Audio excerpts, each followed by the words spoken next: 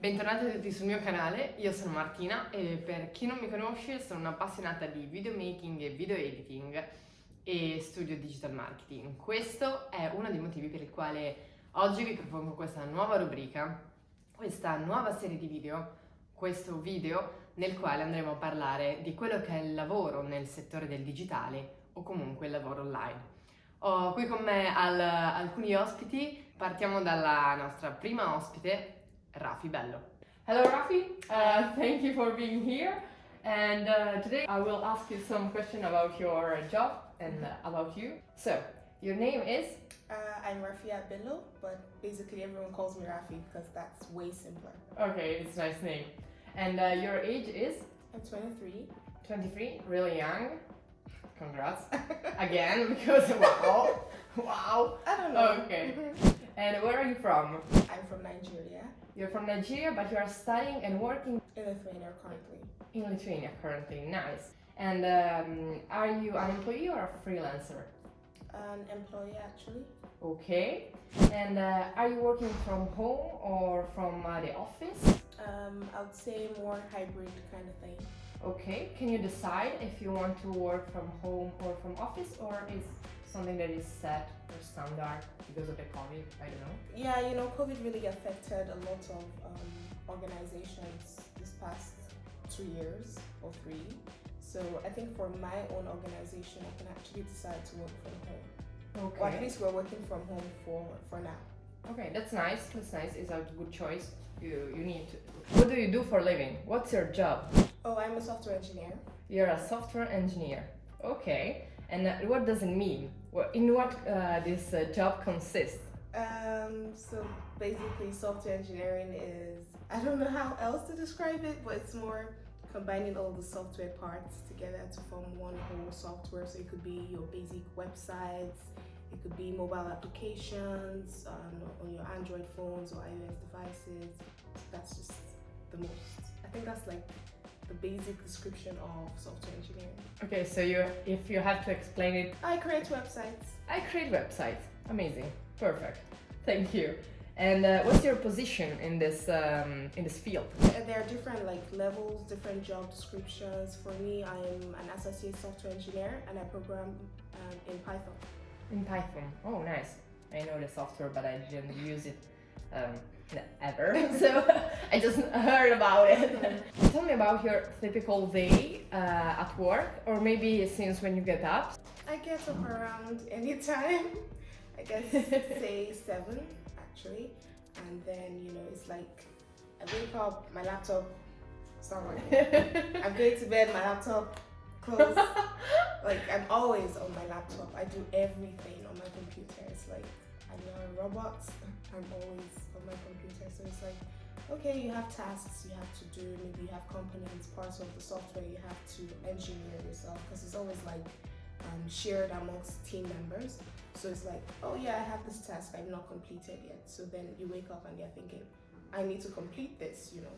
So for me, it's wake up, computer, sleep, computer. In my dream, I'm dreaming of my work. Like Sometimes have to bring the yeah, plate. you Oh just my get God. so used to your lifestyle that you start to see it in your dreams. It's just, true. No. And which position are above yours and which are below? So you have like, say in a team, a software team, you have like team members, and if it's a Scrum team, you have like the product owners, Scrum masters, and team leads. And then higher above that per se, you then have like the chief technical officer. So you have the CTO, that's like the chief tech officer. And below that, I'd say you have like junior anything. Once there's like junior in that, you just know that's like Okay. really entry level. So you are not at the base. No. Wow. And you are just 23. Yes. Congrats again. What's the average age in your field? Actually in the 20s, a lot of people in my field are in their 20s. Actually 20s, early 30s. So. And have you started from scratch or from the base, or have you entered like in this position and was in this position since then? No, I started from scratch because I didn't study, you know, Python in the university. I studied land surveying. So I've always had this interest in tech. It's like once you're a tech person, you are very respected.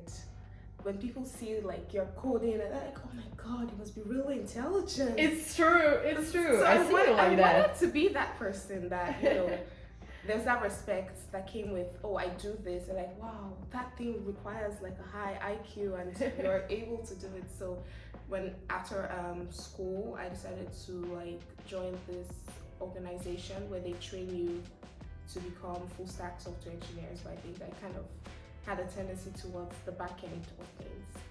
Wow, that's interesting. Really, you have like a proactive behavior, and it's good, I think, in this field because you have to learn every time. It's like a continuous learning. Definitely, because even if you feel like you've learned one thing, you still have to.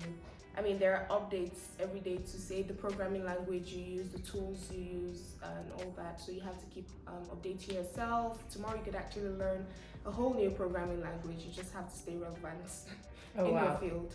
Wow. So how many hours a day do you work? I work a regular 9 to 5 officially, but unofficially it's like 18 hours because you still have so much work that you want to do, or you could have like bugs in your code, and then you might be schooling or learning something. So for instance, I'm actually learning data analysis in Python. So other than, you know, software engineering, I have to take out time as well to study. So okay, yeah, it's true. You don't have time for a living, but okay. However, and do you work also on Saturday and Sunday? No. No? What I do on Saturday would be majorly anything I decide to do on Saturday. That's why I said officially it's 9 to 5, but unofficially maybe you have more work you want to tend to, or work you didn't do during your work hours, you know, because working from home makes you kind of a little free. So you then say, okay, I need to complete this, let me do this now. Yeah, okay, it's true. You can like manage your time. That's nice. So working in a Scrum team, there are daily stand-ups where each member of the team, there's like a Jira board. Each member of the team says, so this is what I was able to complete yesterday, and this is what I'll be working on today. So every member sees what you are working on as one member of the team. So every member goes, oh, this is what I did yesterday, this is what I'll be doing today, and this is what I hope to achieve by tomorrow. So each day there's that meeting where we all discuss what we've done. And do you have also like weekly or monthly meetings? Yes, so there are retrospective meetings and sprint planning. So retrospective is more, let's talk about what we did in the past 1 or 2 weeks, depending on how many weeks the team decides to work their sprint. So let's talk about what we did in the previous bunch of tasks, and then the sprint planning. So we're planning what to do in the next 2 weeks and breaking down the tasks so each member picks one. Yeah, that's nice. Do you like working like that, or would you prefer like have I don't know, I will work since 9 to 5 and then it's done? Well, working 9 to 5, you still need to know what to do. So you select your task from like the Jira board. So it gives a better visualization of what the whole team has to achieve within a certain time frame. Okay, maybe this is like more motivational. You feel like more motivated if you see all the yeah, then you can tell if you're not you know, doing anything. You feel like, oh, I've only had one task since so long ago, and I should have had like, you know, 5 tasks, or at least completed 1 per day. Okay, that's nice. I think this kind of working, it's make you feel like you're doing something for a reason, because you know what's the big and biggest goal and biggest aim of your work or teamwork. How much time do you have for yourself? I mean, for your hobbies, for your time, for your social life? Well, you have the weekends for yourself, except, you know, there are times when you could work like, say, extra hours, and most organizations would actually pay you for each extra hour you have to work, but then you have your weekends to yourself. Would you like to have more free time than currently? Yeah. I think I'm actually not, you know, like tied per se. I think I'm actually free, but because even in my free time, I'm still using it to do some work, like in relation to personal work, or say I want to have an extra job to earn extra income. So I don't feel not free. I actually think I'm free enough. That's amazing. That's amazing. Can you decide also when to go on vacation, or maybe the company have like set dates? Because in Italy it's like in August you will go on all the company will go on holiday, and you will have time for, I don't know, 2 weeks in August and maybe 1 week in December for Christmas, and that's it. But in other companies, more flexible, you can decide if you want like have I don't know, go on holiday in March. You will go on holiday in March for a month, and then. Well, in Nigeria, it's not like that because so we don't have the whole, autumn, summer, winter, and all of that. It's just like sunny every time. So I think many people actually do go on holidays towards the end of the year. So November, December, January. A lot of people are on holidays, but August, no. But you get to decide, when you want to go on holiday. Some organizations give you like 25 days of vacation. Some give you like 30 days, 20 to 30 days. So you decide when you want to use it. So you have, say, 25 days, for instance, and you can take, I want to use 10 of those 25 days in December, and I want to use another 10 of those 25 days in like June, and the remaining 5 days in like January. So it's entirely up to you how many of those days you want to use at a point in time. And then you have like, say, your line manager or your bosses kind of like sign and approve. Oh yeah, we don't have anything that requires like it's urgent attention right now, so you can go. Oh, that's nice. Can you say that your job allows you to travel? Could you travel while you are working? Yes. If you want? Mm-hmm. Yeah? Okay. You can, so long as you're doing your job, because it requires the internet. That's like the most important part. Everything is majorly online, so you can travel. You can go to, I don't know, Maldives, Seychelles, be on top of the water, just join meetings. Be sure to do that and make sure to, complete your tasks, do your job. That's nice, because you are like continental free, or border free.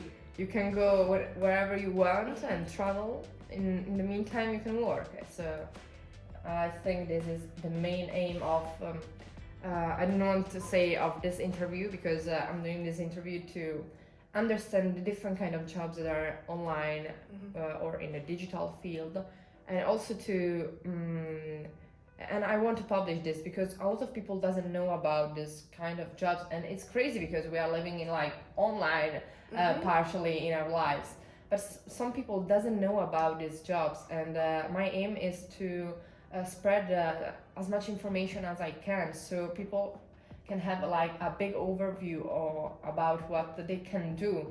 When I was like in high school, I was like really lost. I didn't know what to do in my life, and I'm still like trying to figure it out. And when I heard about these kind of stories, this kind of companies, I can travel while I'm working, because I really want to travel in my life, but at the same time you have to work and have money for traveling, exactly. Of course. So I feel like, wow, there's a lot of chance for me, and I can, if I study, and of course if I like manage my time, and if I decide to do this, I can work for this company, or I can work in Trust this field. Trust me, a career in tech is like, there's so much autonomy in tech. You could work for a company in Australia and sit back home in Nigeria. And just, so long as you're doing your job, really, it's very open. And I think COVID really like opened everyone's eyes the more to remote work. So I just need my team members to have their computers, be online, do your job. Because if I say I make websites, you need to see the website online. So you don't need to see me bring the website to you in person. Just say, okay, you can go to this link, it's hosted now, and then check it out. So that's all there is to it. And like I said, there's the, oh my God, you're so intelligent part. Nice. It's true. Where did you find this kind of job? Because you came from Nigeria and you are working in Lithuania. So some people can say, okay, but for me it's not easy to find a job online. How did you do that? It's still online. Still online. Still online. So basically, as a software engineer, I've always had like this flair for data. I wanted to know how to like analyze data, gain like meaningful insights from data. So a friend of mine sent me a link and was like, well, this is like a fully sponsored data training that you could go for. I think this works for you. I'm like, okay, I think I'm going to apply. And then I did apply and that was it. And you are here now. So you have to thanks a lot to your friend because she or he was like, wow, you give me my career, not give me my career, it feels but you really give me good. an opportunity. It feels really good to be that friend that sends someone a link like, oh, I think this fits you, and then they get in and like, yeah, I was like, you feel really useful to that person. It's true. In Italy, we have one really famous influencer, is Chiara Ferragni. She's like into fashion. She always says the power of sharing, because online we share a lot, and you can decide what to share, what you have to share or what you can to share, and you have the possibility to share things like that are a big opportunity for other people. So this is the kind of things that we should share most than other photos and things like that. So what kind of environment do you feel in your company? Do you think like is friendly environment or more like strict and bossy environment? So I think as a Nigerian, there's this thing that has to do with respect. So when you have like people in your age grade, you're like so free, so open, so verbal about anything that, you know, affects you and all that. But when you have people that are older, say in their 40s, 50s, it's like, okay, good morning, ma. Good morning, sir. You know, you can't call them by their names, type of thing. So that's where you feel a little more bossy, and then there you have to like explain everything you do. Oh, I'm so sorry I was late to work today. I mean, you would still apologize for being late to work to people your age, but to someone that's older, you're like, oh my god, I'm so sorry, ma. So sorry, ma. That kind of thing. So. Do you have like a good relationship with your colleagues and with your bosses? Oh, I do have a good relationship with my colleagues. Like a fantastic relationship, actually. It's amazing because it's not like because like I said, I don't have too many like older bosses. They're just like everyone's in like their 20s and perhaps early 30s. So they are it's easy kind to of your interact. friends. Yeah. We feel like a family actually because we party together. We like my organization provides like accommodation kind of thing. So we all like live in the same building. So you work nice. together. You do anything you want to do. You go on like team bonding together. So. That's really nice. That's so nice. Thank you. And the thing is, in tech, I think it's really hard for recruiters to find people to get to like bring them into their company because there's like this very high demand for tech specialists, and then you have to be really good at your field. You don't like people aren't looking for those that just learned, you know, tech yesterday kind of thing. So because they're trying so hard to get you into their company, they try to put in different things in place to like attract you. So it's more, oh, you have your freedom. Oh, we offer free lunch every day at work. Oh, there are snacks in the office. Or you can go on 200 days vacation. Or you can have this, you can have that, just to try to get you. Okay, you feel like a VIP. Yeah, we're gonna pay you 13 months salary. We're gonna do this. We're gonna do this. Like, I'm gonna take it. Why not? Why not? Okay, thank you. And so, how did you learn how to do what you're doing now? Well, I went to like a software engineering institute. It's called Decagon, and it's in Nigeria. So that's where like I learned everything. That's where I started as a programmer. Okay, and it was like a high school or a middle school? No, it was after university. Oh wow! So it's it was like after adult school. Okay, because sometimes I can't remember that you are that young and you also had like university and another program. Did you pay like a lot for this? Yes. Yes. You have to pay, although you can pay after you get a job. Oh, nice. It's a 6 months program, so you can be focused to, learn what you're there for. Okay, and when did you find out that you like this kind of tech things and learning subject? I think that would be when I was in the university. I know as growing up, I've always wanted to be that person that's seen like, I've like had this curiosity for how computers work and what goes on in the background kind of thing, but I didn't really look into like my curiosity. So in my second year at the university, we took this course from computer engineering, and there was so much joy when I run my code and it actually does what I expected. I'm like, yes! So that's when I knew I really would want to, go deeper into this. Okay, that's nice. In my first year of university, we did something like really base because HTML and so a base. But when it was like wow, I feel like God. Yeah, it was amazing. It's nice. And what was your like training path? What did you study in high school and then in a university? Well, high school in Nigeria is pretty straightforward per se. There are like 3 different routes or routes you can go to. It's either you're a science student or an art student or into more of the commerce industry type of thing. So it's more banking and finance, accounting, or arts or science. I was a science student. Okay. Did the whole maths, physics, chemistry, biology, and all that. Strong base. I was a commercial student at first. After 1 week learning government and commerce, I just knew, no, this is not for me. And now you are in the tech. So really strange path, not strange path, but reserved for you. I think the thing is, a lot of people just know, so in Nigeria it's more, well, you just finished primary school, or you have to move to like secondary school. You just know you have to go to school, but you might not know, what you want to do at the end of the day. So I even was talking to a cousin of mine, and he was like, oh, well, he's actually learning information technology as well in the university currently. And he's asking me, like, how did I go about mine?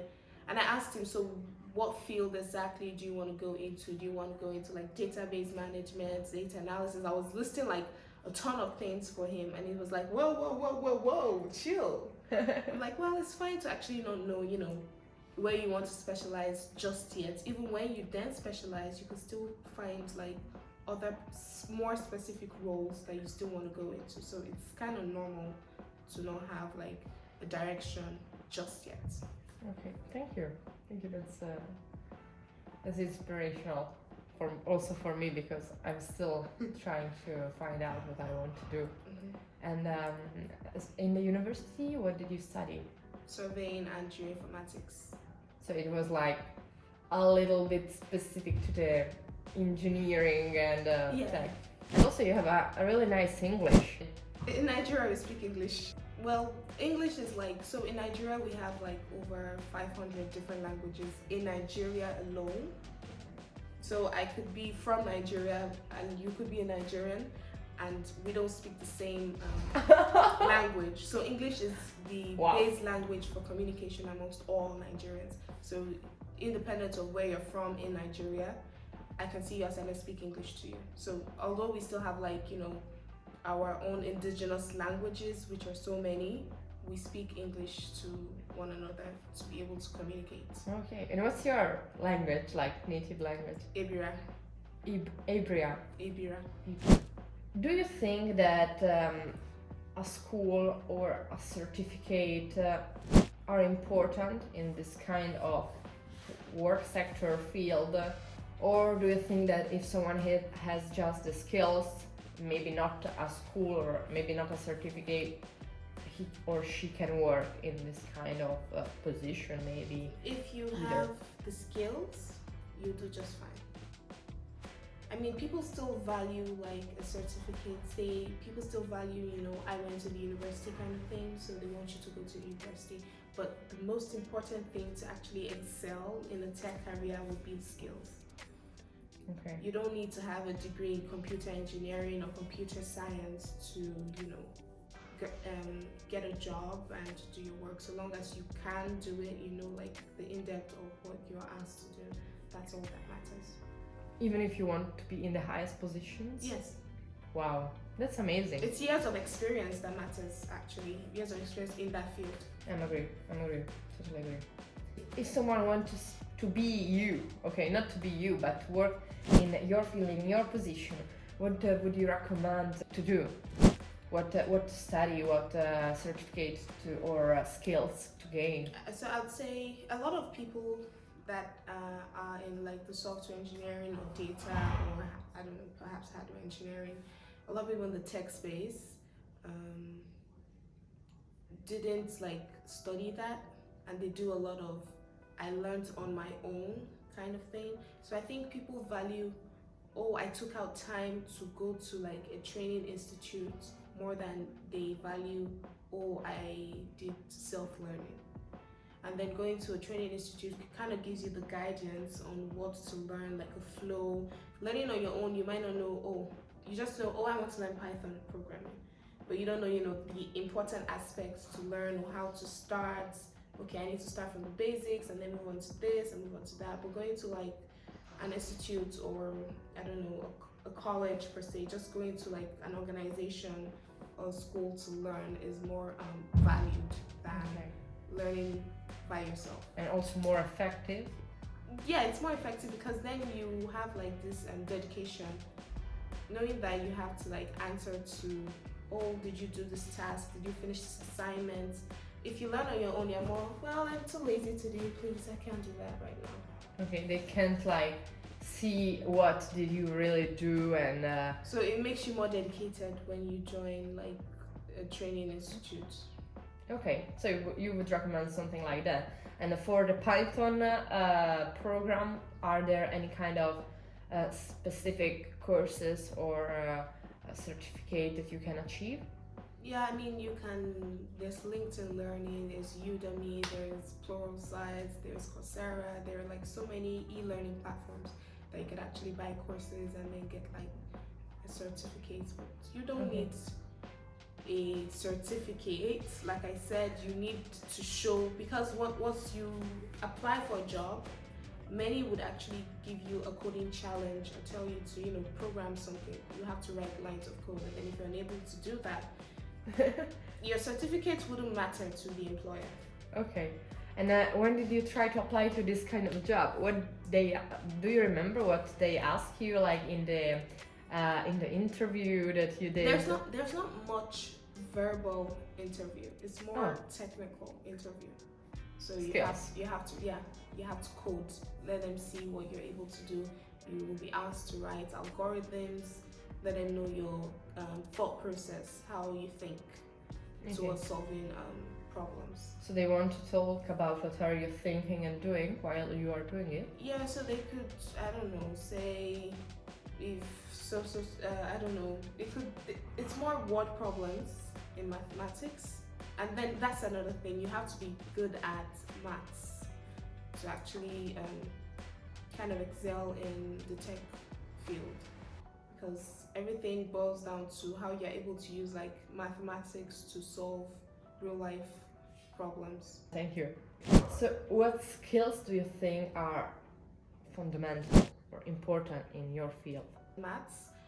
So on the soft side, it would be communication, because everybody's going more international now. You might be working for a Nigerian company, but then you still have like colleagues from other parts of the world. You could be working in a Lithuanian company and you have colleagues from, I don't know, Africa, Europe, Australia, and all that. So communication, and I think many, you know, there's a lot of languages in the world, but I think many people go for English as the base language of communication once it's like a multinational team or organization. So I'd say communication, mathematics for sure, logical reasoning is really important. I think all of what we do has to do with logic. So the ability to think logically is also really important, and your willingness to learn. You can't know everything. It's impossible. You can't know every aspect of tech, every programming language. No. but you have to be willing to, keep on learning while in the field. Okay, thank you. And do you think that it's like more valued a person that know different kind of language, or I think it's people not that people look important? out for specialists. Like you have to specialize in a certain field. When you are everywhere, it's like, so what exactly do you do? Okay, so So they want more towards, if you are a front end developer, let's understand you're a front end developer. It would be nice to the front end technologies and back end technologies, but I think on like an employer side, they're looking for someone that has years of experience in a certain field. So if I'm employing a data engineer, for instance, I'm looking at how much data engineering experience do you have, and not how much tech generally experience you have. okay. How much do you earn, or how much do a person in your position earn in average or in like minimum salary? I really don't know. So I saw a tweet recently where he was like advising people to go learn a tech skill, and he's like, you might not become a billionaire from learning tech or working as a tech person, but at least you'll never be hungry again. So I think it varies on where you're working. Each country pays according to say cost of living in that country. So in Nigeria, you could earn from like 200,000 naira monthly to say a couple millions monthly. Oh, okay, no, don't give me that face. Okay. Because when you like convert that to euros, that would be say 2,000 euros, or from like 1,000 euros to as much as 5,000 euros monthly. That's good. And in Lithuania, do you think it's the same? Like In Lithuania, Russia? I think I've seen a lot of 1,000 plus to 3,000 to say, if you're earning 5,000, you probably are like the CTO, of the company. Really good. Okay. So if you're like a mid developer, you earn within the 3,000s, 3 to 4. If you're more junior to kind of experience, a year, 2 years experience, you'd earn say from 1,000 plus to almost Extra. 3,000 gross. Oh, okay. Thank you. Thank you. Do you think that this job will allow you to have a family in the future? Of course. Yeah? Of course. Okay. And if it doesn't allow you to have a family, you leave it. I mean, I think it depends on what you want as a person. I'm agree. If you're a family person, you definitely choose family over, I don't know, your career, but it doesn't stop you from having a family. I think in my career, it's easy to work from home, like I said earlier. So, but at the same time, if you have so much work to do and you're working from home, you might be physically at home, but you're still not at home. It's true. It's true. Okay. Yeah. So it depends on how much work you have at your company. Okay. Do you have any other kind of jobs outside of this one? No, currently no, because what I have is training, not like a job. So it requires like you're full time, and then the job itself requires like you're full time. So you have like that's study enough. for it. Yeah. And, yeah. I know. And do you like your job? I do. I do. Okay. I do enjoy like. So I think it's everywhere, not just a Nigerian thing. If you work in a bank, you're expected to dress, a certain way, or if you work in like the financial sector, you probably wear a suit all the time and go to work. But in tech, it's like you can decide Pajama. Exactly. Or not to I work like it. per se, but at least you don't have to be bothered about wearing a certain type of. You could wear regular jeans and a t-shirt, just look neat and presentable and go to work. That's it. That's nice. I'm really happy that you love your job, because it's what you will do for living. I don't know if for your whole life, but it's what you will do for living. And if you love it, you will love your life. So that's amazing to hear that someone loves his or her job. Are you proud of yourself? I am. Like, I think this year in particular, I've made so much growth. I've grown so much that I look back. So there is this saying that you keep on like praying for the next part of your life that you don't even realize you are currently in a part of your life you used to pray for. So like, I just look back and I'm like, I've grown so much this year in particular, and I'm so proud of like how far I've come, you know, in my career actually. Because I used to be that, so what happens now kind of person, like, what am I going to do now? I see you. And then now it's more looking like, you know, I have a direction kind of thing. Thank you. And okay, where do you see yourself in 5 years? On an island somewhere. Having fun, just, you know, joining meetings from my computer, just having the money to actually Bora have Bora? fun. Maybe. I'm a lover of travel, so I intend to, like, so long as I can afford it, I intend to travel to as many places as I possibly can. And where I come from, coming from Nigeria, I think you probably would not be able to like earn so much to travel around the world, because you're like, well, it costs a lot to travel. So I think, you know, going forward, the future looks so bright, and I can't wait. How you're feeling now? I feel like, you know, like I said, it's been really good actually. I feel very confident in myself. I'm super proud of myself. I should take myself out. Self-5? Exactly. Okay. Thank you for your time. Really. Thank you for what you have said here. And thank you for all the information and all your experience. And thank you for your time, mainly. You're welcome. Thank you. Thank you, Rafi.